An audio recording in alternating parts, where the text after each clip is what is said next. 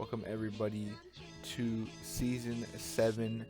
And we have finally made it here, and in the first episode of the first game, we're gonna have Florida State versus South Dakota, and immediately we start out with the interception for this South Dakota defense, and nearly throws an interception on the offense as well. But Varga gets lucky. It is raining heavily, and it was a terrible coverage. I mean, it was a terrible throw too. Varga overthrew it by 1,000, but a nice PI call. Very lucky break for this offense, but to no avail. A 4th and 1, they get instant pressure up the middle, and they get stopped as well. So 3rd and 6, they get stopped. So looking like a very defensive game thus far. Gonna see Walters return this kick. He's gonna go looking left side. He has great blocks, and he's almost gone, and he is gone. What a return out of Walters, who is mainly known as this contested catcher. Goes all the way to the house, getting the first points of the game. And I thought it was a fumble, but looks like an incomplete pass. The ball was forward motion. Nonetheless, it's still a sack and another sack, so it's over for that drive. And 1st and 10 for Dobbs, the new running back of this South Dakota team, gets the first down. And it looks like they're going to run their favorite play-action play. And their trusted tight end, Jarvis Best, gets down in the red zone and a touchdown, which I didn't see who got it, but their favorite RPO gets the touchdown, 14-0. Looks like Florida State's going to run their little wide receiver screen or RPO looking like, and their offense has not been productive whatsoever, and it doesn't seem like it's going to change. And Dobbs gets a nice gain for around 13 yards, and Varga driving back to pass after some pressure to his left. Turpin couldn't bring it in. It's a little bit rainy in these conditions, and the precipitation is not helping anybody besides the defense, obviously. And we're going to see 4th and 4. Nice catch from Jarvis Best in the flat route, and he gets the end zone, 21-0. And it's looking like a slaughter right now, and it's going to continue to be that way, as on 3rd and 2, they get an interception out of their corner, lurking their quarterback. And oh my goodness! Double hurdle and broken tackle. This is probably going to be one of the craziest plays we've seen this season or in general. I mean, double hurdle, break a tackle, and go all the way to the end zone. I mean, now we definitely know that they should not be on this field right now. I think they need to reevaluate what's happening on this defense side of the ball. But I mean, shit, even Florida State on defense as well is terrible. On offense, I mean. So I just, both sides of the ball, they're just kind of terrible. And a very great route from Savage there, just wide open, and a good throw out of Varga gets them down to the goal line. And Varga looking to get his favorite receiver on, well, wouldn't say that because it's probably Walters, but second favorite receiver getting that little RPO game action there, and it's looking like a slaughter, honestly. So on 1st and 10 from the 20-yard line, they're just going to chuck it to Jarvis, and Jarvis is going to take this all the way to the house. And we're just going to kind of skip through to the end of this game, because Florida State was never really supposed to kind of be anywhere near contention, and you can obviously see it. 70-0 is pretty embarrassing, and a nice start to the season for this team. And essentially, it was Varga and this offense all day. I mean, the defense played amazing too. I mean, multiple turnovers and multiple stops on defense for sure contributes to that 70-0. Now we're gonna have UCLA versus Florida State, and Florida State is actually the #1 ranked, and Durango, who is gonna be the front runner for the Heisman this season. I mean, Joey Bush stole it from him last season, but I really don't see how anyone else is going to be able to take it. And this is what I mean. You're going to see plays like this from Durango all season long. I mean, he's going to get the ball in the flat, or he's going to get some run that looks terrible, but for some reason, he's just going to get a bunch more. And a nice catch from Avels on that outside ball there, and a nice throw to Durango getting his second. And Stamper has been a very promising prospect. I mean, he has had struggles in the training camp, but as of this far, I mean, he's looked very polished, and Pharaoh has been nothing but great to him. I mean, all the receivers are great talent. Avils especially, he's been this contested catcher all season long, and or not all season long, all his career actually. And this is probably one of the most impressive throws that I've ever seen out of Florida State quarterback, and especially out of someone who was taking that first start, you know, ever. I mean, yeah, like this is the second week, but what I mean is that, you know, you don't just come into and they get a safety, but you know, you don't just come into a spot and get your first couple of starts. And oh my goodness, Pharaoh, you don't get your first couple of starts and just become this very explosive person, or that insanely accurate person. You know, it takes time, takes skill, and you could definitely see that Stamper is one of those people that have really honed in their skill.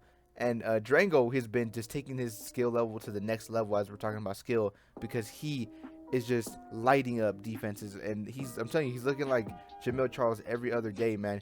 He's just been a non-stop just powerhouse. I mean, look at these plays that he's taking to the house. Just insane. I mean, that should have been a 20 or 30 yard gain, and it's to the house. I mean, it's insane, honestly. And Stamper, who has been very good for how much he's had to really prepare for this season.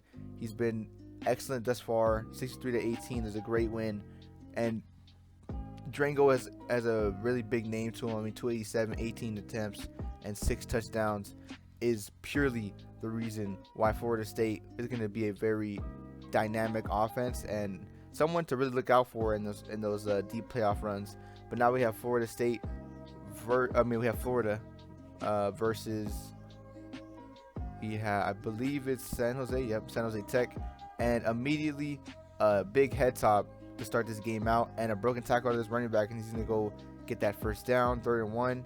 Looks like they spotted him short, and they get it anyway, get past midfield with this flat route to the same running back. Looks like he's been doing it all drive long, and he's going to finish the drive getting that touchdown, 7-0. Little looking like he can answer right back, and he hits Lewis in the flat, getting a nice 20-yard gain. And Rizzo, looking like Lizzo over here, getting that first down as well. And a nice sideline throw. And 4th and 6, a huge catch from Veal. And what a broken tackle, ensuring they get that first down. But Little doesn't see this linebacker or this D-line drop. And it was honestly a great scheme from the defensive coordinator to trick Little. And a nice play by James to get the interception right back. So Little gets his chance back. Veal gets the first down, and they capitalize on this one, getting it 8-0 after the 2-point conversion. 8-7 after the 2-point conversion. Now we have 3rd and 6. Gets the 3rd down. Little on 3rd and 3, another 3rd down. Gets near the line to gain, and they don't get it. So it's 8-7 now still. And Florida's quarterback throws a nice ball in contention. Running back trying to get some broken tackles. They punt the ball. So now with the time expiring in the second quarter, we're going to see if San Jose Tech can get something here. But they fumble. So perfect position for Florida to get a nice field goal. Try to make it easier. And never mind. Oh, okay, they do. I was about to say they might just get a touchdown. But no, they get the field goal. Nice catch by Florida's receiver. And San Jose Tech really got to play a little bit more smart in that decision, in that area. But nonetheless, 4th down, we're going to see a nice head top. Oh, my goodness. What a catch out of this receiver to get them within the red zone. I mean, they were pretty much not going to do anything with this drive until that moment. And that's where special players are made, man. It's when you don't really expect anything else to happen, and then somehow you're the hero of that drive. And that leads to momentum on this team. And now we're 21-10 now. We were just looking at a team that was going to lose some steam, but Florida's running backs are just insane. I mean, they're just breaking tackles and they're taking it to the house. So 21-16 now on 4th and 2. Little can't get it. They get the stop. So Little goes back to back, and a nice throw to Becker, who is going to be a nice Heisman finalist. I don't know if he's going to win the Heisman, but he's definitely going to be top 5 for the Heisman. I mean, he's a very dynamic receiver. They end up getting the win over Florida. So that's a great win for San Jose Tech. And now we're going to have Pasadena versus Baylor. in their third week game. And Baylor going to start this game out 3rd and 11 and a nice 20-yard gain with this wide receiver screen. Now it's 2nd and 7. They go 5 wide. And Pasadena likes to have a lot of pressure into these games, and you can definitely see that it kind of works, because we get a sack early from the linebacker Javon Steffen, who's going to be an enforcer. I mean, look at that. As I was just about to say, he's going to be an enforcer for this team. He's going to run fit. He's going to be great in zone, and he's going to be a very dynamic linebacker.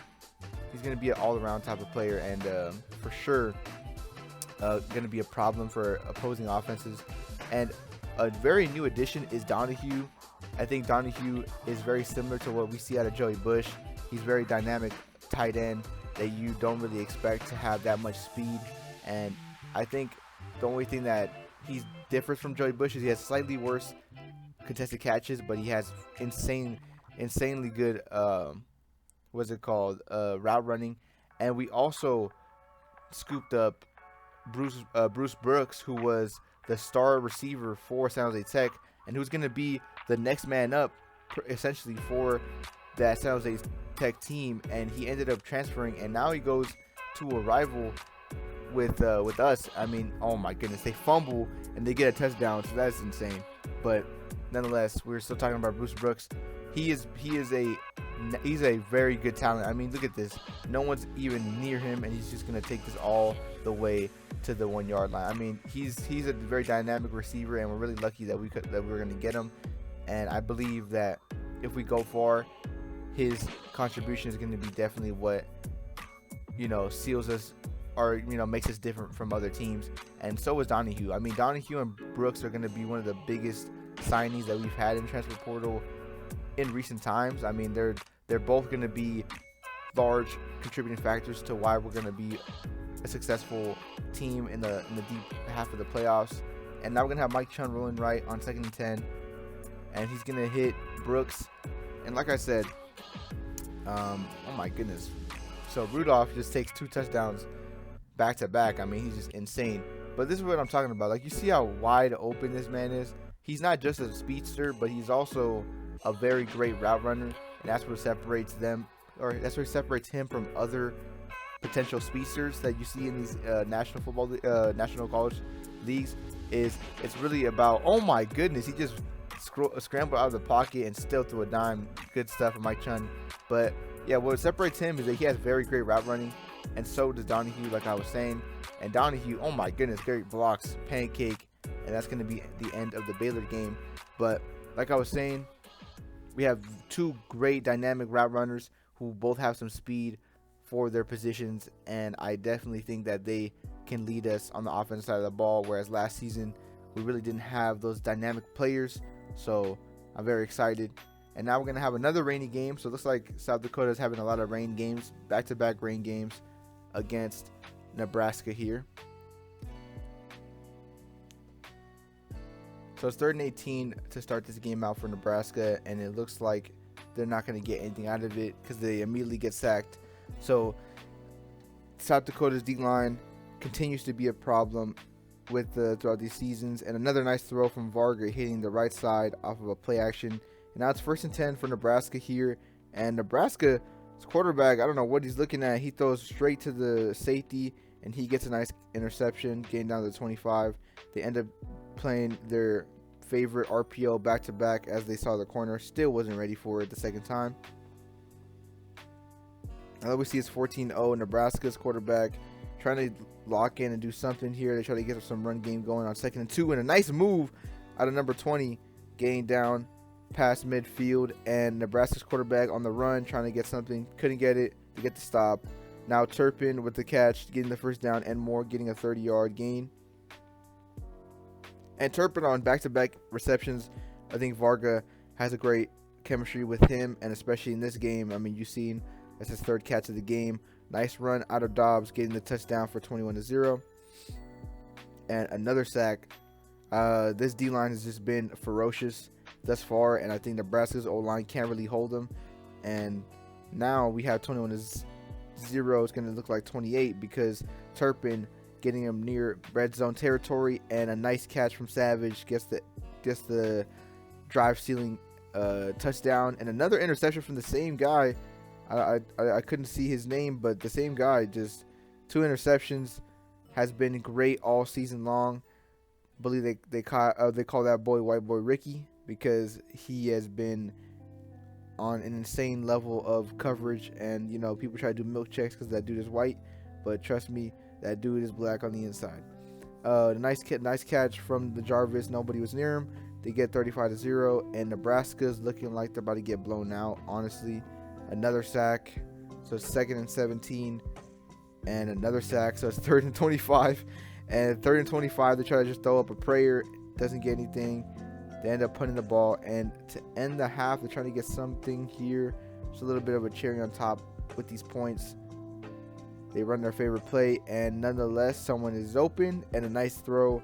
Last seconds of the half, and they end up scoring 42-0. They get the ball to open up the game, open up the drive as well. Turpin for his 5th catch, I believe. Savage on the sideline for his 2nd. And LaJarvis getting a nice catch going down to the 1. They end up running the ball, getting the score 49, and it's looking very, very dire for this offense. I mean, look at them. They really haven't done anything too impressive here, and they've just been getting tortured by this defensive line. Another nice throw from Varga to Turpin. Varga and Turpin have been very linking up a lot this season, and especially this game. I think Varga wants to take Turpin under his wing, and you can definitely see it there. 2nd and 10, get another sack. 3rd and 16, back-to-back sacks. I think Nebraska has the worst O-line I've ever seen. It's just immense pressure every single time. So it's 1st and goal for Nebraska here, and Turpin gets the score. Put him at running back, which is pretty interesting. They're playing him like a little gadget type of player. Varga on the run, throws to LaJarvis. LaJarvis head tops that linebacker, and that's going to be the end of the game. I mean, we don't need to see any more of that. 70-0, embarrassing game for Nebraska, and a very impressive win and convincing win for Varga and his team, especially on defense as well, holding another team to 0. Very impressive.